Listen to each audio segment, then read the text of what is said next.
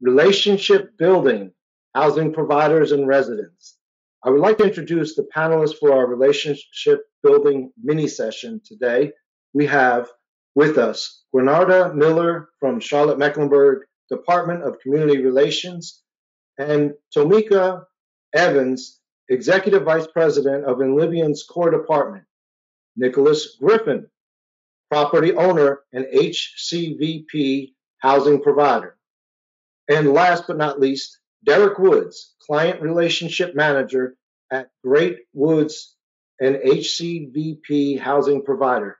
At this time, I would like to turn it over to Gwen to lead the panel discussion. Good morning. I'm waiting for Nicholas to turn his camera on. He should be joining us in a moment. My name is Gwenarda Miller, and I will serve as your moderator for the final session of today's 2020 Housing Provider Symposium.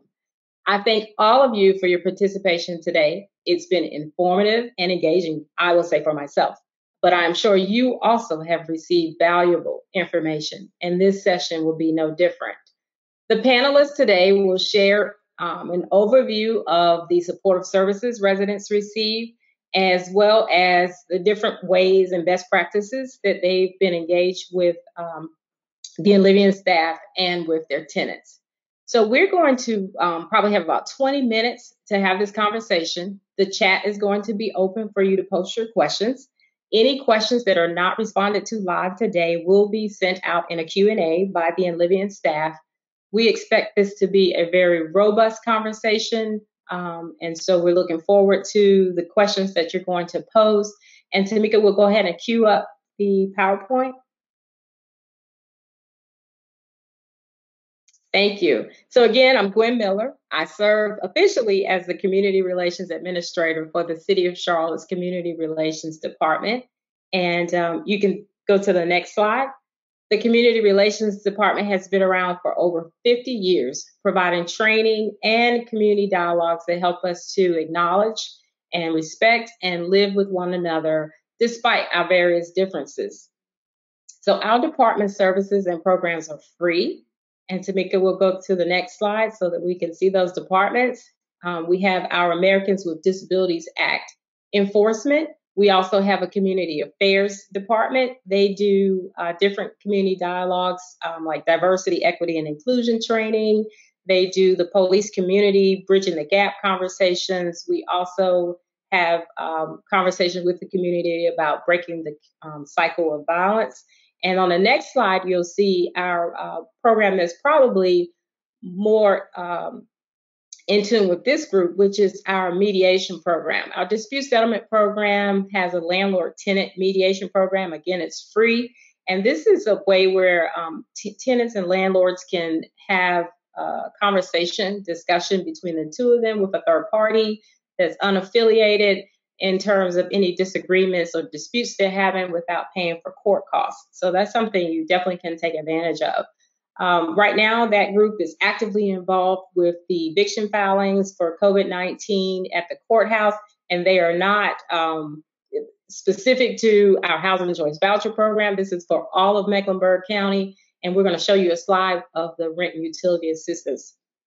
We also enforce the local and federal fair housing ordinance. So the last slide we have tells you about the different partners we're using for our rent and utility assistance program. So you're going to be provided this PowerPoint, and so you don't have to try to quickly write down the different partner agencies, but definitely connect with the Community Relations Department if you think that our services or these partner agencies can help you or your tenant.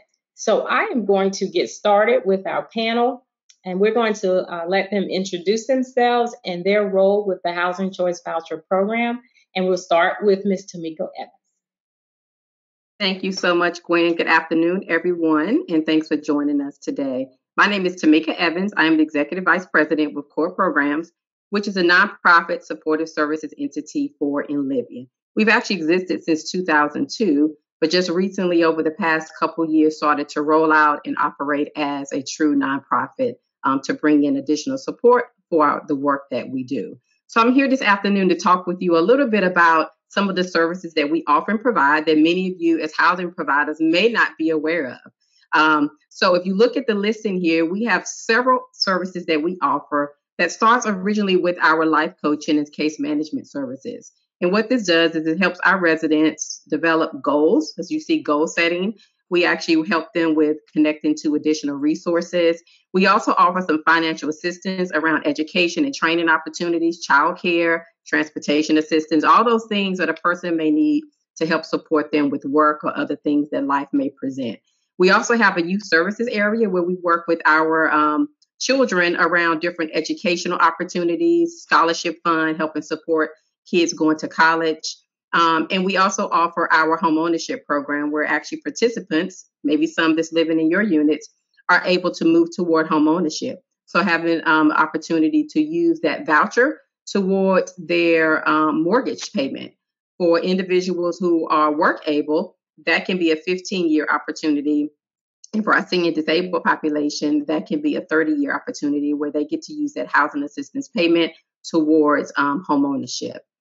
So these are just a listing of the services we offer. So at any time that you have a resident who may be having a challenge or struggle with something, you can start with the housing specialist, but also I have listed a number here on the slide. You can always contact us. We can connect one of our life coaches that are in our area to work with the family and find out what exactly support they may need so that we can be the best in supporting the residents in your units.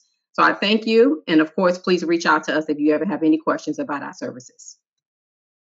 Thank you so much, Tomico. Thank you. And You're so welcome. now we'll start with Mr. Nicholas Griffin.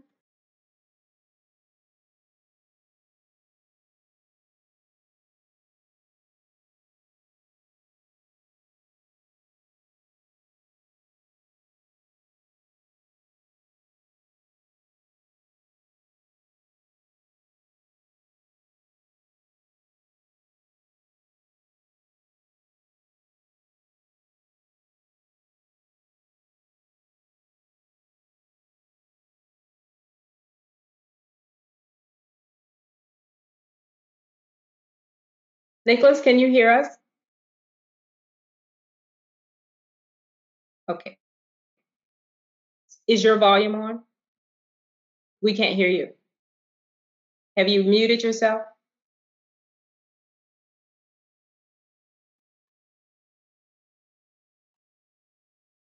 Can we move to, while tech support helps Nicholas, can we move to Derek and allow him to introduce himself?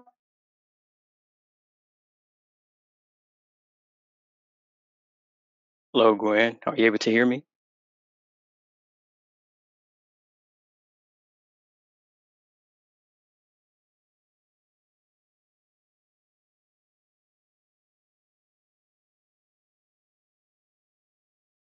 Derek, we All can right. hear you.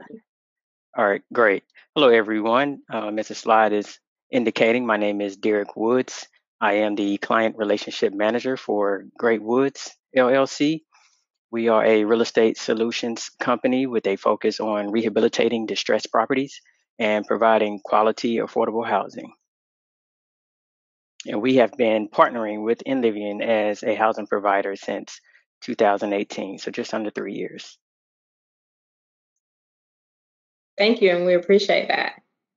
So Mr. Griffin did not get an opportunity to introduce himself. He's working on his volume, but he is also a provider who's been with the program and has a few units on with Housing Choice Voucher tenants, and we're gonna hopefully hear from him soon. He'll pop in as soon as he gets his volume worked out. So we're gonna start with a few questions for the panel. And I'll start with Mr. Woods, and Nicholas, you jump in when you're ready. What factors led you to participate in the Housing Choice Voucher Program, and what has been your experience with voucher holders? Great. It was actually this very symposium. I attended the annual symposium a few years ago, and I was enlightened about the HCV program itself, as well as its many benefits. I took that information back to my team, and we committed to becoming housing providers. And we've had a great experience. I must say it's been one of the best decisions that our company has made to date. And so to the second part of your question, like I said, the experience has been wonderful. One thing that has stood out to us the most is how well our tenants, our voucher holding tenants, take care of their units. We've all heard many of the horror stories around Section 8, which we know are myths a lot of times, and that has not been our experience. We've had our tenants take great pride in their units, in their homes, and it's been a wonderful experience for us. Outstanding. Mr. Griffin, you with us? Yes. Yes. Yes. All right. I can. Awesome. This is the world of technology, but we are adapting and we're okay. So can you tell us what factors led to you participating in the voucher program and what's been your experience with voucher holders? Sure. I'm not sure if anyone heard me in the first part, but my name is Nicholas Griffin. Of course, I'm sure you've heard that. I own a few units here in the Charlotte-Mecklenburg area. And I've been with INLIVIAN since 2016. And what factors led me to participate in the program was the lack of risk. I'll just say it like that. The INLIVIAN folks have been very, very good. I never had to worry about chasing folks down for rent. I've never had to worry about them tearing up the house. It's been very, very good. I will say that, in all honesty, I have some that are not on INLIVIAN, on the housing program, and the folks that are on the program are leaps and bounds better that I had, and it's not just one; it's separate. So it's great. It's a great experience. Reaction button. I pushed that for you. That's awesome to hear. So you've talked about that you haven't had challenges with collecting rent because you didn't have to chase folks down. But let's hear from Mr. Woods. Have you had any challenges with collecting rent? And if so, what recommendations would you give to other housing providers? In the very beginning, we had some challenges collecting rent. I will say it was isolated to one tenant, and it was not that the tenant wasn't paying rent at all. They were just late, consistently late. And so we did have to exercise our lease and apply late fees for a few months, and that helped quickly get the tenant back on track. So, in terms of advice, I would say make sure that you have your documentation in place, specifically your lease and your property rules, and strictly adhere to them. Mr. Griffin, did you have any other tips for housing providers if they were having any trouble collecting rent, like how you were able to avoid that? I took the approach where I treated the folks very. I had folks that were, because of their schedule, they were off on certain days. So in other words, they didn't have it by the 5th, they might have had it by the 7th or 8th. And I knew that. And I went in with the approach that as long as I know and we have an understanding, I can work with you. And that would be my tip as far as rent collection. They don't want to. They know what the consequences are if they are continually late and they have issues on paying rent. But for the most part, no. They've been very, very understanding. Again, I treat them with the respect I want to be treated with as far as paying bills and such. Thank you. And at the Community Relations Department, we did see that HUD had a case where families who receive Social Security only receive their Social Security check at a certain point in the month, and it may not be in time for the first. If they may have a lag, and so a lot of providers have been flexible with them as well, knowing that it's consistently the same time each month. And so we appreciate that for our participants. Ms. Evans, if you would share with us not any recommendations, but anything that you all are sharing with your participants during training sessions about paying rent on time, or if they run into issues with rent, where you all step in? Yes. So thanks for that, Gwen. So actually, we offer a training course or a series of classes that we offer.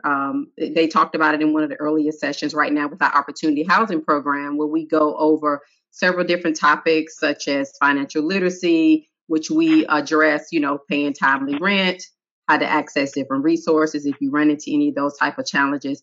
We're happy to say that probably sometime within the beginning part of 2021, within the first quarter, we're going to expand that type of training opportunity across the entire housing choice voucher portfolio. So as people come in, they will receive that same type of information and knowledge so that we can be putting the best residents forward out to our housing providers.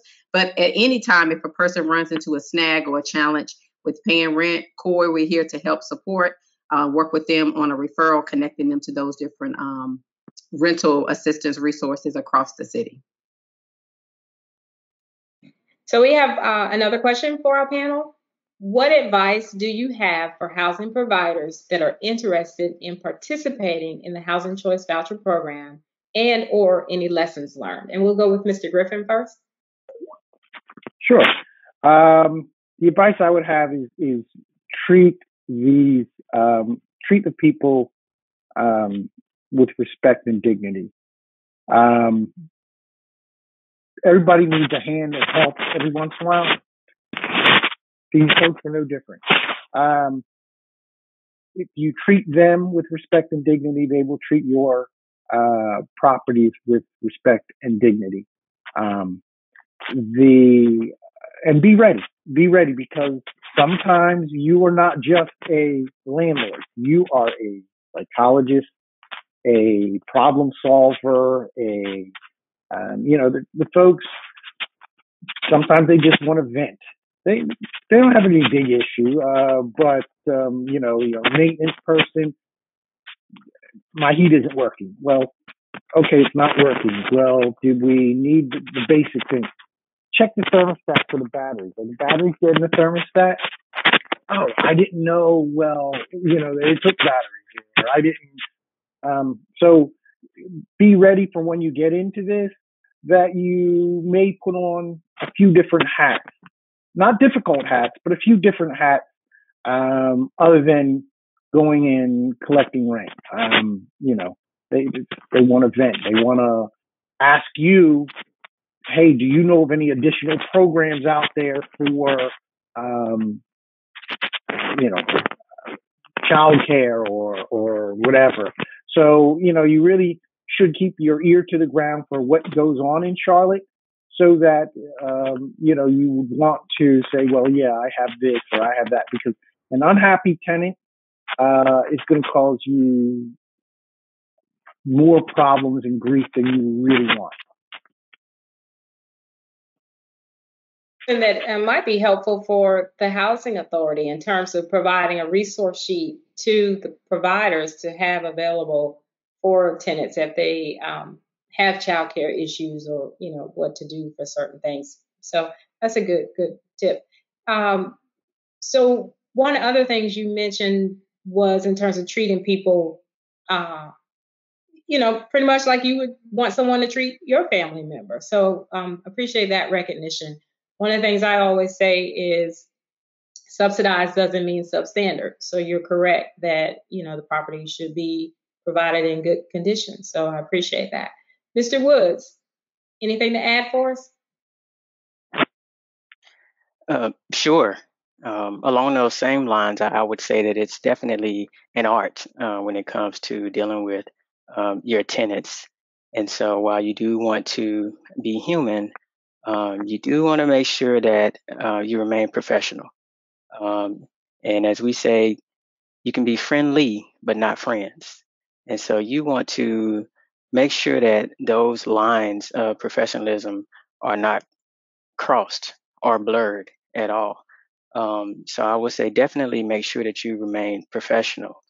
And along those same lines, if I had to step back a little, I would say make sure that your documentation is in order. Your lease is very important. So you want to make sure that your lease is very specific and comprehensive. Um, Also, I would say that ensure that you thoroughly screen your tenants, thoroughly. And we've learned that history does not lie. So if someone has a history of being late or destroying properties, it's a very good chance that they'll do the same with you. So do not do any favors. Thoroughly screen your tenants and stick to your processes and procedures when it comes to approving applications. Lastly, I would say inspect your property. And I think some of the other panelists have touched on that throughout this symposium. Um, you want to make sure that you're keeping an eye on your property. And I know that may depend on the size of your portfolio or how dispersed your properties are geographically, but you do want to make sure that you're keeping a close eye on your properties because things can go wrong quickly. And so you don't want to wait to your biennial inspection to find out that something is going wrong with your properties, or even worse, you don't want anything to happen where potentially a tenant is their safety is put in danger. So again, I would say have your documentation in order, thoroughly screen your tenants, remain professional, and inspect your properties. Oh, last thing, Gwen, I would say Okay. in the spirit of this symposium, I will say take advantage of the numerous resources that INLIVIAN has. There are various documents on the website, and also make sure you do what you're doing today. Attend the learning opportunities. There are symposiums, there are seminars, there are briefings. I would say be present. So show up when you can, anytime there's an opportunity. Thank you. Ms. Evans, anything you're doing to prepare I don't mean to say repeat offenders, but folks who might be challenged in finding a landlord who'll take a chance on them? Anything you're working with those folks? That's a good question, Gwen. And right now, in core services, we don't get a lot of opportunity to work with them well in advance prior to them getting their voucher. But one of the things that we are implementing is, like as I said before, once they get that voucher now, we're going to be bringing them through a series of courses that can help address some of those challenges that a resident may be presenting with. We kicked that off back in, I think, the later part of 2018, 2019 with our opportunity housing participants. And so far, it has been really successful. It's went really well. It was received well by those participants who have participated in that program, where they felt better prepared. We talked with them about things that's as basic for some of us that we think is basic as the if you live in if you're going to rent a home that's in a community with a HOA, and it may be that where they've been living don't have an HOA, so there's not certain rules. So we talk with them about adhering to those certain things, making sure that they remain in compliance. Stuff as simple as not leaving your garbage can on the side of the road for a whole week after the trash has come to be picked up. So just some of those really simple, basic things that some may think are basic, but some people, if they have not had certain experiences, they may not know how to respond or relate to some of those interactions that are going to make them really be a really good neighbor or good tenant. So we work on really trying to prepare them in that way for just being the best resident for our property providers.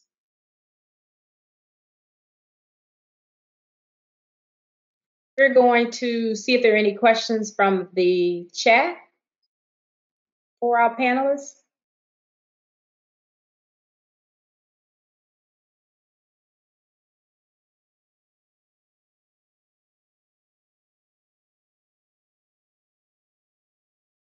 Kenya, do we have any questions from in the chat for the panelists?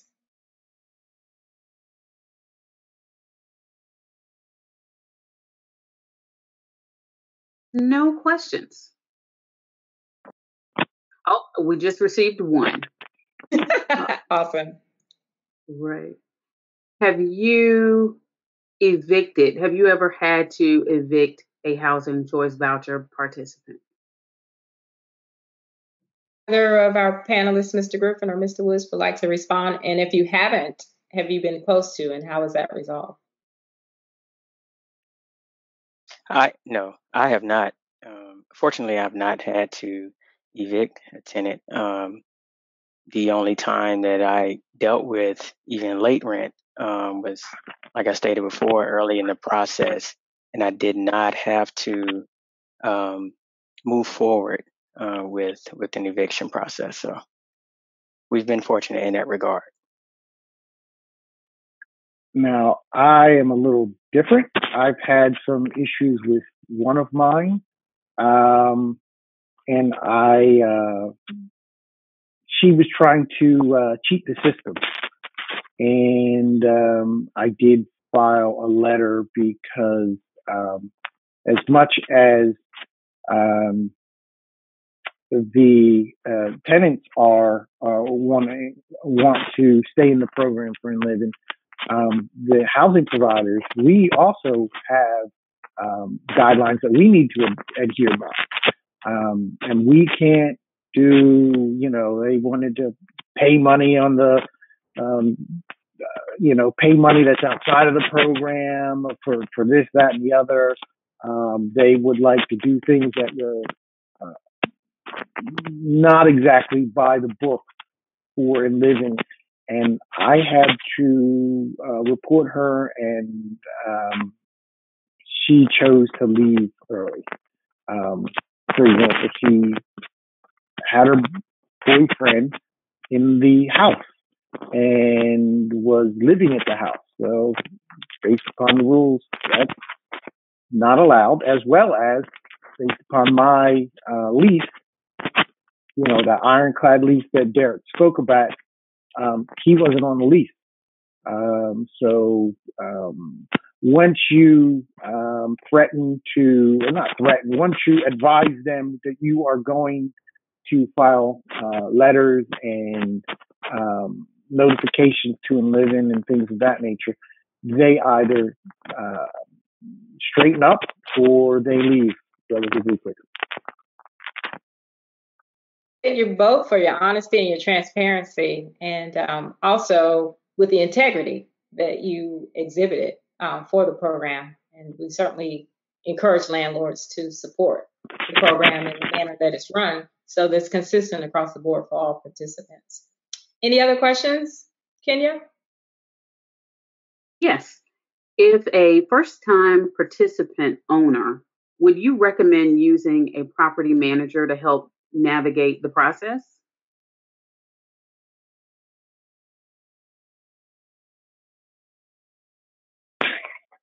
I'll chime in there. I think that's definitely a personal decision. One big factor is your level of knowledge yourself, and then also the amount of time that you have available. Um, I will say that I think you should invest in your knowledge. That may be reaching out to landlords or property managers that have done it before. Um, Maybe consult with someone. I would highly recommend that. Now, me personally, I took the route of managing my own properties initially because I wanted to see what it took. I wanted to see what the experience was dealing with the tenant. Therefore, I would know how well the property manager was handling it. So I wanted to have my own boots on the ground initially, and that has worked out for me. But again, I think you should take a good look at your personal situation because it will take a lot of time and a lot of energy. So if you have enough of that to put into your business, I would recommend you managing your own properties initially. I took a different route than Derek.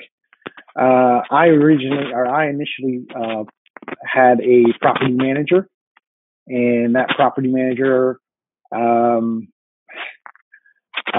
research a property manager.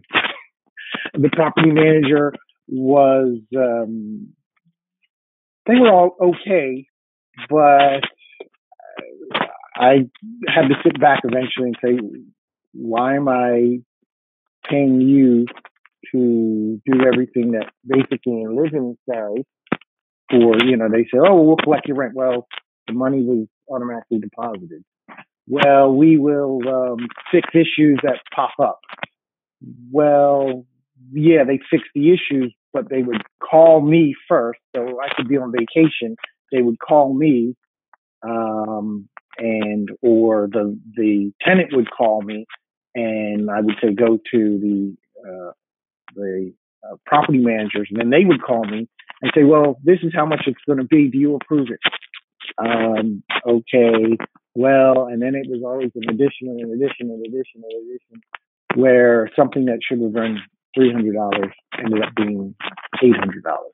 So, after the first year and some change, got rid of them. And again, it is an investment in your, it's like a job. I take care of my own properties. Like Derek, I tell my tenants, you take care of the inside, I'll take care of the outside. It also gives me an opportunity to put eyes on my property. At least once a month, I'll go through and I cut the grass. I'm able to see what's going on in my property. I'm able to see what's going on in the neighborhood and effectively and react effectively after that point with either the tenant or the neighborhood. Sometimes you got to call 311. Hey, sometimes you got to have a conversation with the neighbor, but you're able to find that out pretty quickly, what's going on if you are involved. If you're a property manager, if you have a property manager, you're relying upon the property manager to tell you things, and that sometimes doesn't work so well. What I can tell you I also do is the maintenance folks.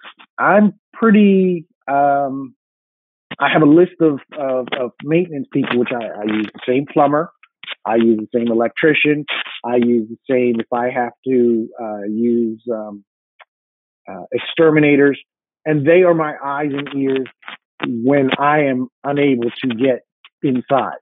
They will, hey, Nick, we saw this, or, you may want to have a conversation with your tenant. They're leaving trash out and you're getting rats. Those type of conversations that can be had. So you're not going to be alone. You have a team. If you go that route of not having a property manager. And it does sound like it is a personal choice, depending on what your investment is, what your experience is, and how much time you want to put. Some people may say, I'm not going to be woken up in the middle of the night when the AC goes out. Let the property manager handle that, So it is something you'd have to weigh. And you do have to interview different property managers because the cost could be different. The services they provide they may not want to deal with the housing choice voucher participants, and you do. So that is something that has to be considered when you're interviewing them. And Tomico, I don't want to leave you out. Is there anything you wanted to add before we ask Kenya if there's another question? No, I'm good. Thank you. Awesome. Kenya? Tomico, this is a question for you. You spoke to homeownership, and this question is asking how to find out more information about INLIVIAN'S homeownership program. Sure, you can call the number that is on that slide, but I will give you that number. Our main number to our receptionist is 704-336-5317, and she can get you connected to someone on our homeownership team. That's 704-336-5317. That is the main number to our core offices, and someone can get you connected to our homeownership team.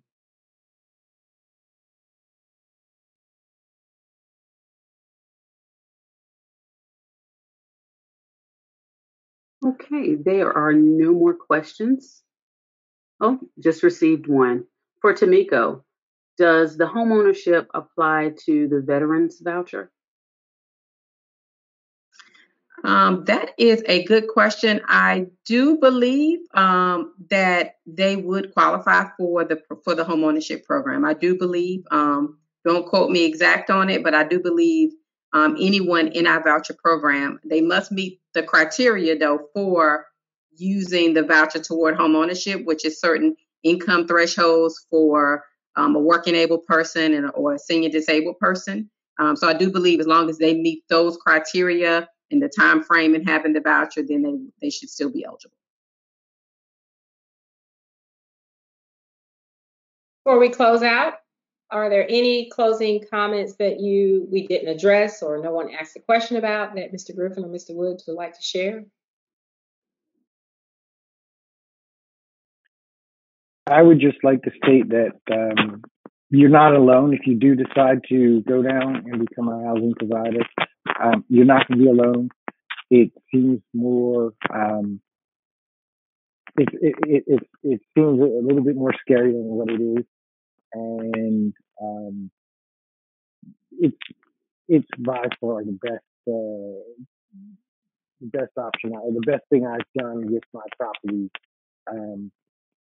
since deciding to rent my properties out as opposed to going down, especially during these times now. The best option, best thing I've done. Thank you.